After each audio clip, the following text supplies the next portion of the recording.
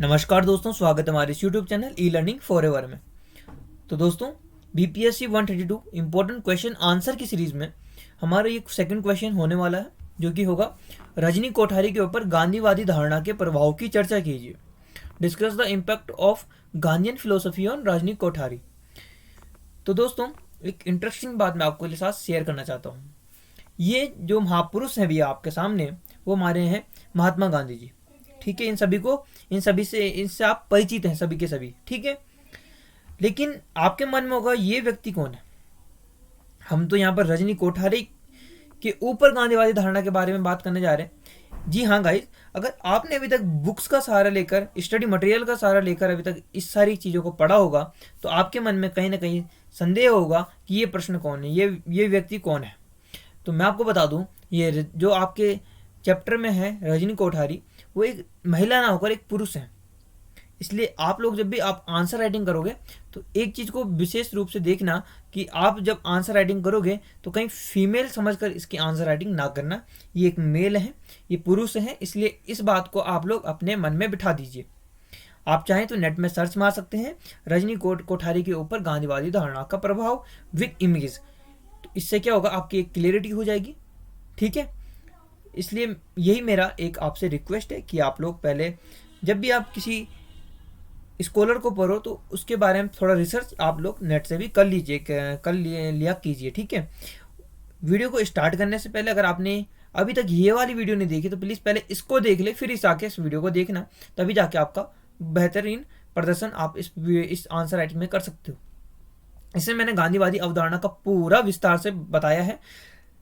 आधे घंटे से ऊपर की वीडियो है, इसलिए आप लोग समझ सकते हो कितना मैंने इसमें डीपली बताया है। मूल सिद्धांत के बारे में भी इसमें बताया है। तो चलिए आज की वीडियो को स्टार्ट करते हैं। उससे पहले अगर आपने हमारे इस चैनल को सब्सक्राइब नहीं किया तो प्लीज़ चैनल को सब्सक्राइब कर लें। वीडियो पसंद आए तो वीडियो को लाइक कर दें। एक लर्निंग फॉर एवर हमारा टेलीग्राम चैनल भी है, इसको आप ज्वाइन कर सकते हैं। तो हमारा जो क्वेश्चन है वो है रजनी कोठारी के ऊपर गांधीवादी धारणा के प्रभाव की चर्चा कीजिए। वो है discuss the impact of Gandhian philosophy on Rajni Kothari. सबसे पहले हम चर्चा करते हैं इस क्वेश्चन कितने मार्क्स में आता है। जनरली क्वेश्चन आपका आता है 20 मार्क्स में, लेकिन जो टिप्पणी करे वाला क्वेश्चन होता है उसमें भी कभी कभी रजनी कोठारी का संदर्भ पूछ लेता है, और साथ में रजनी कोठारी के ऊपर गांधीवादी धारणा 10 नंबर में पूछ लेता है। इसलिए आपको दोनों को तैयार करके जाना होगा। आप इस बड़े क्वेश्चन को तैयार कीजिए, छोटा क्वेश्चन अपना भी तैयार हो जाएगा, ऐसी मेरी शुभकामनाएं आपके साथ है। तो चलिए इसका आंसर देखते हैं। पहला है, रजनी कोठारी ने अपने प्रारंभिक वर्षों में Rajni Kothari adopted a systematic approach in understanding Indian politics in her early years, but he did not consider this system suitable for social changes, so his thinking changed and he adopted Gandhian philosophy.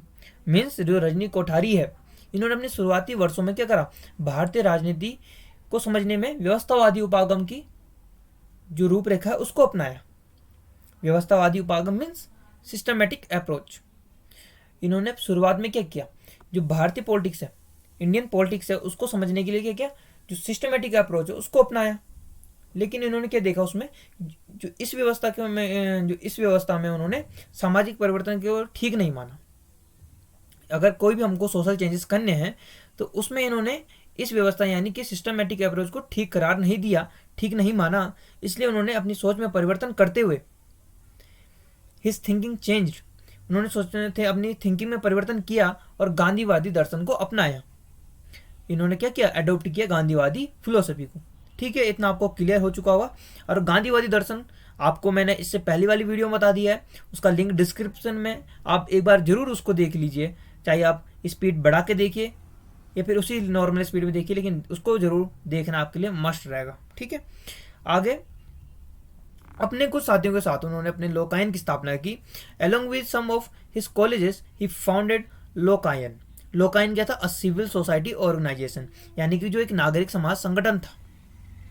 फिर he made a mark as a serious scholar of Indian politics in his writing and book Politics in India Yesterday and Today in the early 60s। इन्होंने क्या किया कि भारतीय राजनीति के एक गंभीर अध्येता के रूप में अपनी पहचान बनाई। अध्येता मतलब एक गंभीर स्कॉलर, सीरियस स्कॉलर के रूप में अपनी पहचान बनाई, किसमें, भारतीय पॉलिटिक्स में। फिर उन्होंने क्या किया, 60 के दशक के शुरू में इन्होंने अपने लेखों और किताब कौन सी थी इनकी, भारत में राजनीति कल और आज, यानी politics in India yesterday and today में राज्य और समाज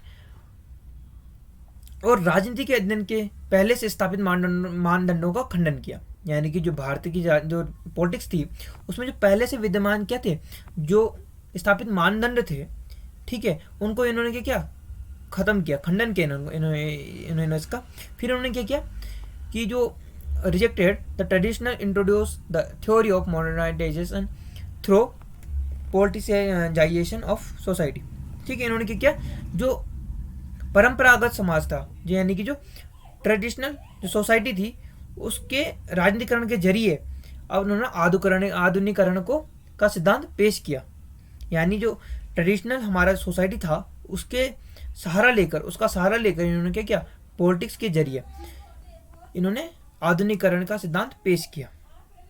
खासकर जातियों का राजनीतिकरण और भारत की कांग्रेस प्रणाली जैसी संरचनाओं में उनके सूत्रीकरण आज दुनिया भर में राजनीतिक के विद्यार्थियों के लिए जरूरी संदर्भ है। जो इन्होंने स्पेशली जो इनका फॉर्मुलेशन है, क्या किया इन्होंने क्या किया कि जो कास्ट होती है, हमारे पास जाति होती है, उसका राजनीतिकरण कर दिया, जबकि पहले क्या होता था, वर्गों का राजनीतिकरण होता था। ठीक है, फिर दूसरा इनका जो मेन है, इन्होंने भारत की कांग्रेस प्रणाली पर सवाल खड़े किए, उन्होंने इस पर रिसर्च की। सारी चीज़ हम आगे देखने वाले। नेक्स्ट हमारे पास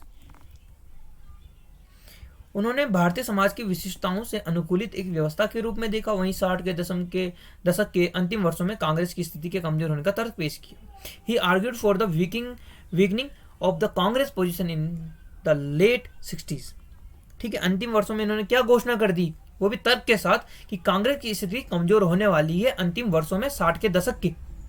ठीक है, in the period when the concept of class dominated the study of social science, he made caste the basis of analysis।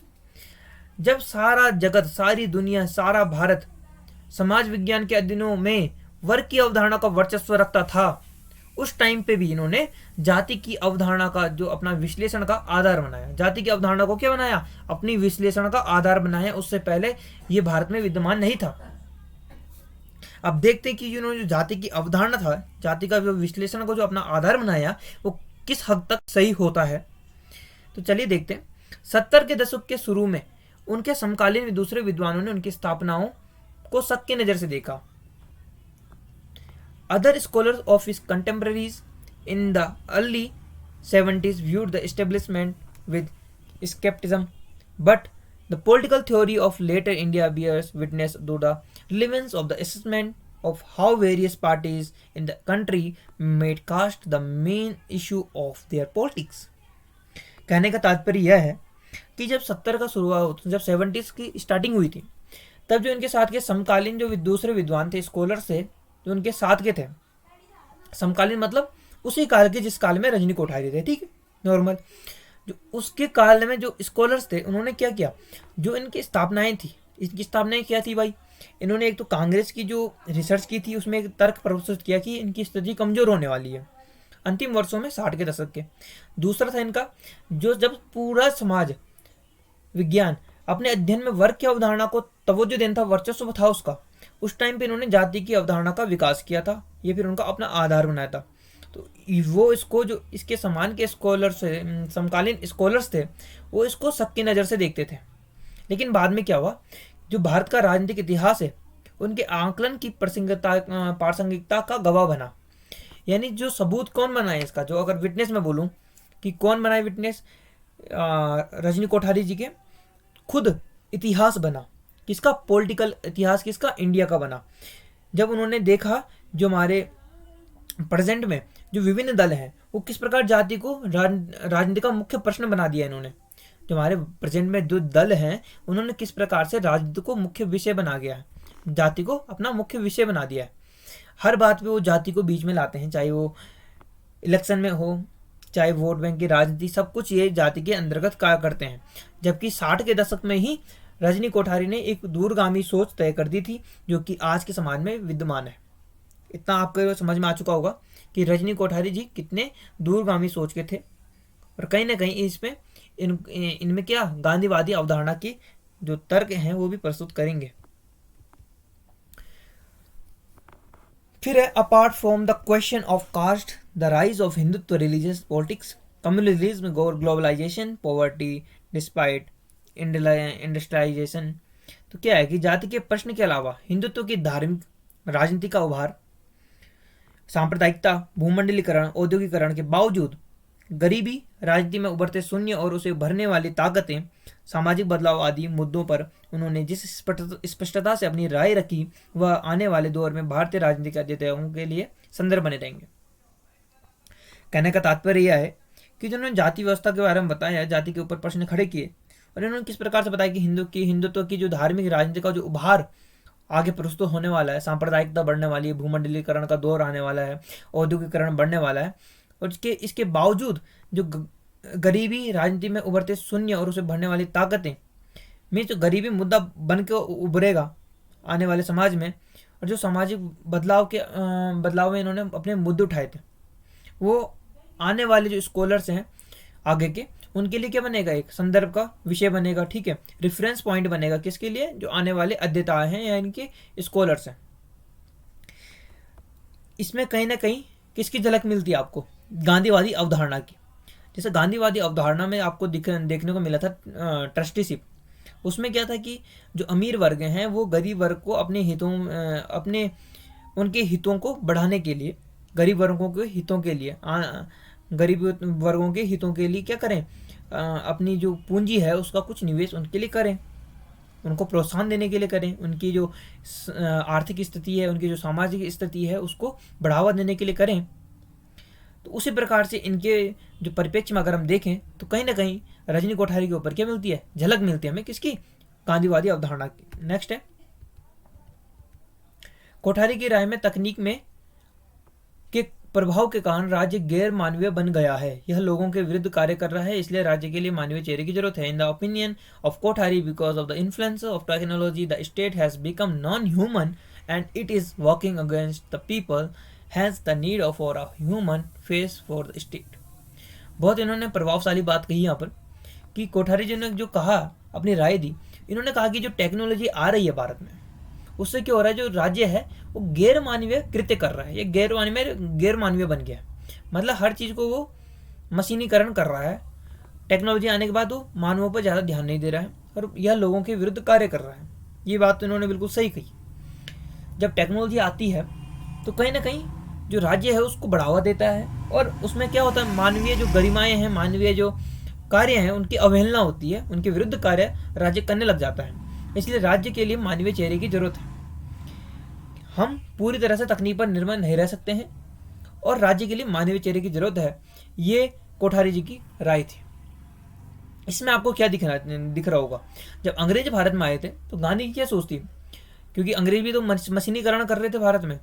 वो क्या कर रहे थे, बाहर से कपड़े का जो वस्त्र उद्योग इन्होंने खड़े किए यहाँ पर भारत में, तो उससे क्या हो रहा था, मशीनीकरण को बढ़ावा मिल रहा था और साथ ही जो भारत के बुनकर थे, काश्तकार थे, उनको कहीं ना कहीं झटका लग रहा था, क्योंकि वो हाथ से बुनाई करते थे, वो चरखा चलाते थे, पहले उसको रेसे को काटते थे, फिर जो भी करते थे उससे कपड़ा बनाते थे। वो काफ़ी टाइम गेनिंग प्रोसेस था और काफ़ी खर्च, मतलब लेट लगती थी उसमें। अंग्रेज मशीनीकरण करने लग गए थे। वही चीज़ इन्होंने यहाँ पर बताई है जो कि एक गांधीवादी सोच को मैं प्रकट करती है। अतः हम जो इनका कंक्लूजन लिख सकते हैं इस प्रकार से कि अतः रजनी कोठारी पर गांधीवादी धारणा का प्रभाव स्पष्ट दिखाई देता है। Therefore the influences of Gandhian ideology of Rajni Kothari is clearly visible. तो इस प्रकार से आप इसका एंडिंग कर सकते हो, बहुत ही सुंदर एंडिंग होगी इसकी।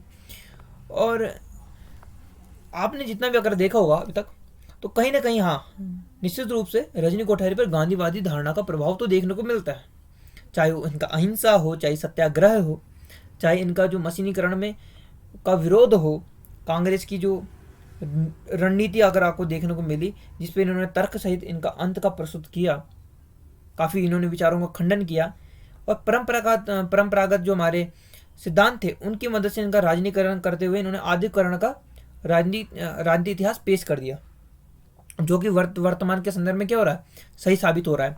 जाति व्यवस्था जो है, जो जहाँ की पहले वर्ग के आधार पर लोग अपनी जो रिसर्च थी वो प्रोवाइड करते थे, लेकिन उन्होंने क्या किया, एकदम उल्टा जाति के आधार पर बताया, जो कि वर्तमान के उसमें के संदर्भ में क्या दिख रही है, बिल्कुल सही दिख रही है।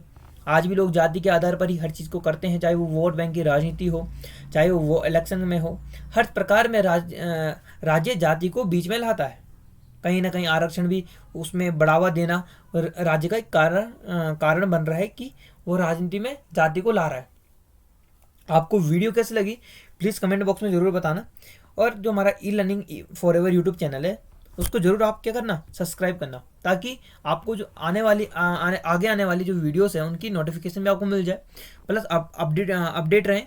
और हमारा टेलीग्राम चैनल भी ई लर्निंग फॉरएवर है, उसको भी आप ज्वाइन कीजिए, वहाँ भी हम डिस्कस करते हैं बहुत सारे मुद्दों पर, इसलिए उसको ज्वाइन करना ना भूलें।